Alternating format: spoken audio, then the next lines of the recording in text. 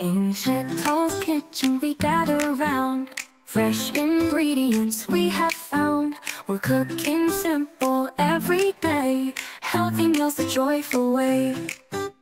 With a smile and a gentle hand, she shows us how to. Welcome to Sheetal's corner. Hello friends, Sheetal's कॉर्नरमध्ये आपलं स्वागत आहे. तर friends, आज आपण पाहणार आहोत मस्त अशी नाश्त्यासाठी स्नॅक्समधील मुगडाळीची कचोरी.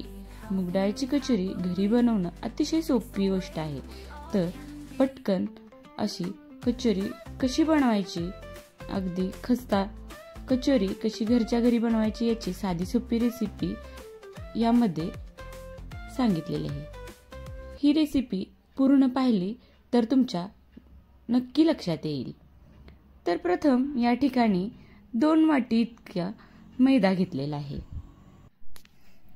2 वाटी मैदा घेतल्यानंतर आता आपण यामध्ये चवीनुसार मीठ टाकणार आहोत व यामध्ये आपण 1-1.5 चमचा ओवा टाकणार आहोत. ओवा असा क्रश करून टाकायचा आहे, त्यामुळे छान खमंग अशी कचोरी आपली लागते.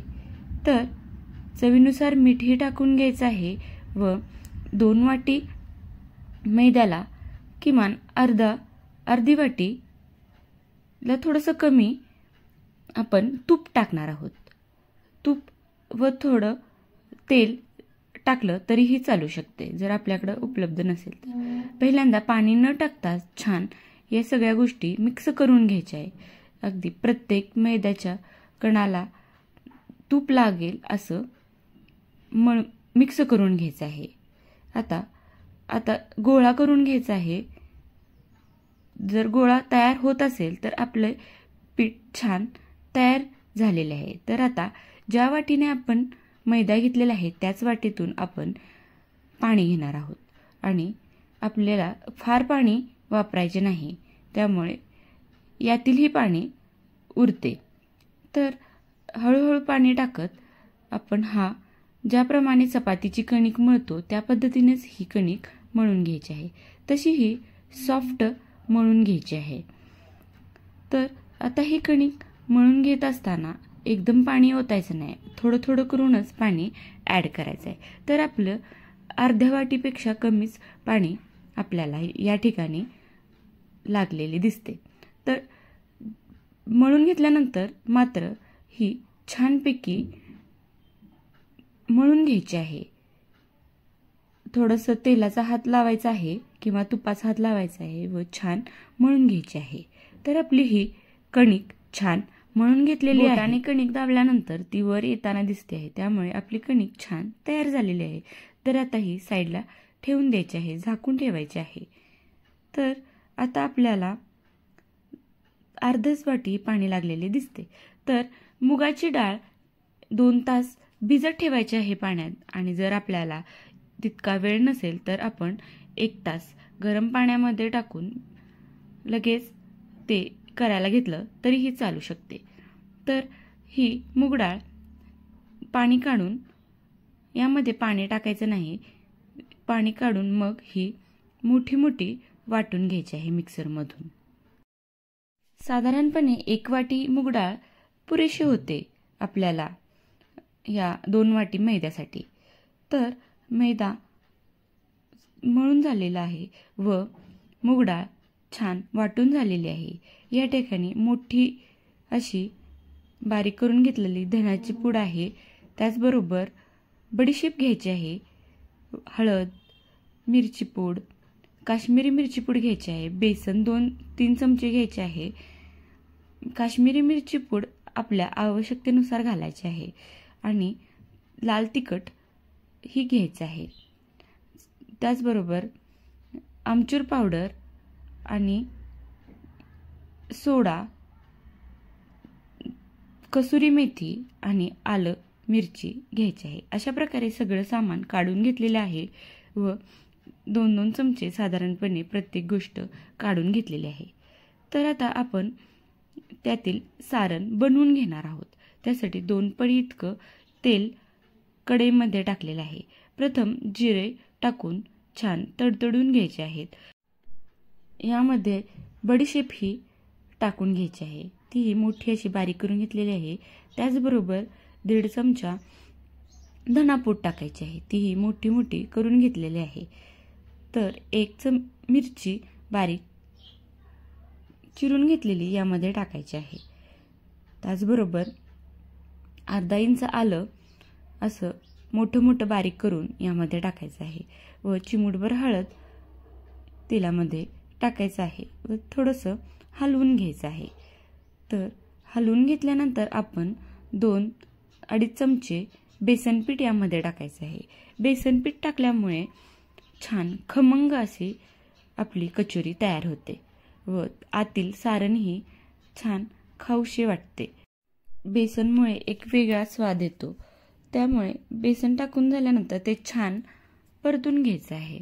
तर आता या ठिकाणी थोडंसं मीठ टाकायचं आहे आणि छान खमंग असं परतून घ्यायचं आहे. या ठिकाणी आता आपले हे सारण तयार होताना दिसत आहे. तर परतून घेतल्यानंतर आता आपण मूग डाळीचे वाटण यामध्ये टाकणार आहोत. मूग डाळ बारीक करताना त्यातील पाणी पूर्ण काढून मगच ती बारीक करायची आहे.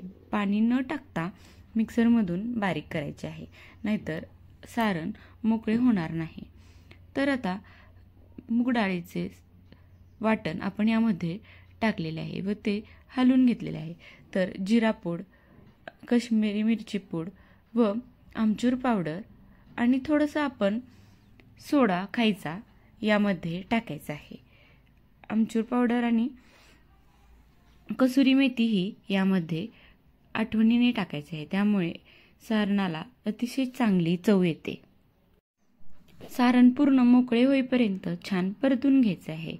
आता यामध्ये थोडंसं आपल्याला चिमूटभर धना पावडर व यामध्ये थोडंसं बडीशेप बारीक केलेली टाकायची आहे, त्यामुळे चव आणखीन एनहान्स होण्यास मदत होते. तर आता हे आपलं सारण तयार होत आहे. तर थोडंसं कोरडं कोरडं वाटत असेल तर आता आपण यामध्ये थोडंसं तेलही टाकू शकतो. तर या ठिकाणी आता आपण थोडंसं तेल टाकणार आहोत. तेल टाकल्यामुळे छान मोकळे होण्यास मदत होते व सारण आपलं कडकही होत नाही, छान मऊ असं राहतं. मऊही राहिलं पाहिजे, कडकही झालं नाही पाहिजे. अगदी योग्य मध्य आपल्याला या ठिकाणी साधता आला पाहिजे. तर आता हे आपले सारण तयार झालेले आहे. तर पटकन ह्या कढईतून आपण एका डिशमध्ये काढून घ्यायचं आहे, नाहीतर आपले सारण जास्त कडक होऊ शकते. आता हे सारण काढून घेतलेले आहे. काढून घेतल्यानंतर एका कढईमध्ये लगेच तेल तापत ठेवायचं आहे. सारण बनवून झाल्यानंतर थोडंसं थंड झाल्यानंतर आपण ह्याचे एकसारखे गोळे बनवून घेणार आहोत. गोळे बनवून घेतल्यानंतर आता जी आपण मैद्याची कणिक भिजवून ठेवलेली आहे ती छान तयार करून घ्यायची आहे. आता मैद्याचे गोळे एकसारख्या आकाराचे बनवून घ्यायचे आहेत. तर आता याचे आपण गोळे बनवून घेणार आहोत. तर साधारणपणे 7-8 कचोरे यामध्ये आरामात तयार होतात. आपण ज्या आकाराचे बनवणार आहोत लहान मोठ्या त्यानुसार आपण ह्या कचोऱ्याची साईज आपल्या अनुसार आपण ठरवू शकतो. तर या ठिकाणी गोळे बनवून घेतलेले आहेत ते आता झाकून ठेवायचे आहेत आणि जेवढे आपल्याला करायचे आहेत तेवढेच वर काढून ठेवायचे आहेत, नाहीतर आपलं पीठ हे वाळू शकते. तर याचेही छान गोळे बनवून घेतलेले आहेत. तर आता ज्याप्रमाणे आपण मोदकामध्ये सारण भरतो त्यामध्ये थोडंसं जास्त जाड ठेवायचं सारण. साईडच्या कड्या ह्या पातळ करत जायच्या, नाहीतर आपली जे सारण भरल्यानंतर कचोरी फुटू शकते व सारण बाहेर येऊन तेल खराब होऊ शकतं. त्यामुळं ज्या पद्धतीनं व्हिडिओमध्ये दिसत आहे अगदी त्याच पद्धतीनं यामध्ये सारण भरायचं आहे. अगदी व्यवस्थित हे सारण भरायचं आहे व वरून त्याचे लांबेल एवढा छोटासा पिठाचा तुकडा वर असा काढून दाबून दाबून त्याचं तोंड आहे ते छान मोठी बनवायची होतं व आपलं सारण अजिबात बाहेर येत नाही. अगदी ज्या पद्धतीने व्हिडिओमध्ये दिसत आहे अगदी मधून दाबायचं आहे. जेवढं हे सारण जेवढी ही कचोरी दाबता येईल तेवढं हे पीठ तयार करून घ्यायचं आहे. हातानेच हे छान दाबून घ्यायचं आहे. कचोरी जेवढी पातळ दाबता येतील व छान पातळ असे बनवता येतील तेवढे बनवायचे आहे. ह्याच्यापेक्षाही अजून थोडीशी पातळ पुढे बनवता आलेली आहे. तर हे छान असं कचोरीची आपली तयारी झालेली आहे. आता कढईमध्ये तेलही तापत ठेवलेले आहे. कढईमध्ये तेल तापत ठेवत असताना अगदी जास्त कडवायचं नाही, तेल अगदी कडक तापवायचं नाही. ते अगदी नॉर्मल टेम्परेचरला या कचोऱ्या आपण तळून घेणार आहे. जर पुढे आपण पाहिले तर आपल्या लक्षात येईल की किती कमी तापमानावर आपल्याला या कचोरी सोडाव्या लागतात. ते आता चेक करायचं आहे. एक छोटा पिठाचा तुकडा टाकून पाहायचा आहे. 2च बुडबुडे आले आहे, म्हणजे जास्त कडक तापलेलं नाही तेल.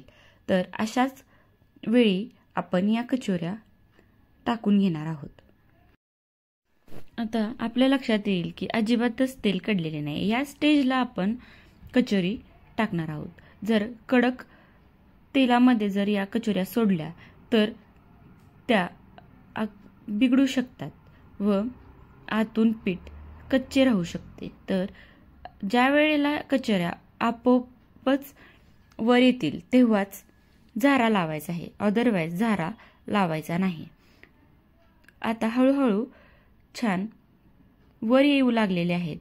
पहा किती छान दिसत आहे आणि फुलतानाही दिसत आहे. तेव्हा आपण पलटून घ्यायचे आहेत. या ट्रिक्स समजाव्यात म्हणून थोडासा व्हिडिओ मोठा झालेला आहे. पण अशा प्रकारे जर आपण कचोऱ्या बनवल्या तर अजिबात चुकणार नाही. ह्या पद्धतीने सेम कचोऱ्या बनवायच्या आहेत. खूप छान अशा कचोऱ्या तयार झालेल्या आहेत. तर प्रथम जोपर्यंत कचोऱ्या आपल्या आपोआप वर येत नाही तोपर्यंत गॅसची फ्लेम ही स्लोच ठेवायची आहे. आणि ज्या वेळेला कचोऱ्या छान ब्राऊन व्हायला लागलेल्या आहेत तेव्हा थोडासा गॅसची फ्लेम मोठी करायची आहे व त्या छान ब्राऊन कलर येईपर्यंत तळून घ्यायच्या आहेत. तर अगदी हलवाईसारख्या या कचोऱ्या छान तयार झालेल्या आहेत. तर थोडासा गॅसची फ्लेम मोठी करून अतिशय छान कलर येईपर्यंत आपण या तळून घ्यायच्या आहे. तेल शांत होईपर्यंत या तळायच्या आहेत. तेलातील बुडबुडे याचे बंद झाले की मगच या काढून घ्यायच्या आहेत. तर अजून छान भाजल्या जात आहेत. तरी ह्या 2 कचोरी तळायला साधारणपणे 15 ते 16 मिनिटे वेळ लागला. तर तितका वेळ देऊन या कचोऱ्या तळून घ्याव्या लागतात. अतिशय या सुंदर अशा कचोऱ्या तयार झालेल्या आहेत. पहा मस्त अशी कचोरी तयार झालेली आहे. तर तेल नितळून घ्यायचं आहे व बाजूला काढून ठेवायचे आहेत. तर आपल्याला एकदम 4-5 कचोऱ्या जर करायच्या असतील तर कढई मोठी ठेवून थोडंसं तेल जास्त टाकून तळून घेता येईल. त्यामुळे आपला वेळही वाचू शकतो. तर अगदी अशाच पद्धतीने आपल्याला सर्व केले जाते. तर सर्व करूया. तर मधून हे तोडून अतिशय छान असं खस्ता कचोरी झालेली आहे. आवाजही खूप छान येत आहे याचा. टेस्ट तर खूप छान भन्नाट झालेली आहे. अगदी योग्य प्रमाण व लक्ष देऊन केल्यामुळे ही आपली कचोरी चुकलेली नाही. तुम्हीही प्रथम करणार असाल तरीही या पद्धतीने कराल तरी तुमची कचोरी चुकणार नाही. तर या पद्धतीने कचोरी करून बघा, तुम्हाला नक्की आवडेल. फ्रेंड्स, शीतल्स कॉर्नरला तुम्ही अजून सबस्क्राईब केलं नसेल तर प्लीज सबस्क्राईब करा व शेजारचं बेल आयकन दाबायला अजिबात विसरू नका. तर ही कचोरी सॉस बरोबरही खायला छान लागते. तर चिंचेचे चटणी बरोबरही खूप छान लागते. तर आपली ही कचोरी छान सर्व करायची आहे. पहा, खूप छान दिसत आहे. अगदी विकतचीच आणून ठेवली की काय अशीच दिसत आहे आणि टेस्टही खूप छान झालेली आहे. तर आवडली असेल रेसिपी तर पटकन करायला घ्या, म्हणजे वेळ न घालवता तुम्हीही याचा आस्वाद घ्याल. रेसिपी शेवटपर्यंत पाहिली त्याबद्दल धन्यवाद. तर ही आवडली असेल रेसिपी तर लाईक करा, शेअर करा व काही सजेशन असेल तर कमेंट करा. भेटू अशाच नवनवीन रेसिपीमध्ये. तोपर्यंत बाय. थँक्यू.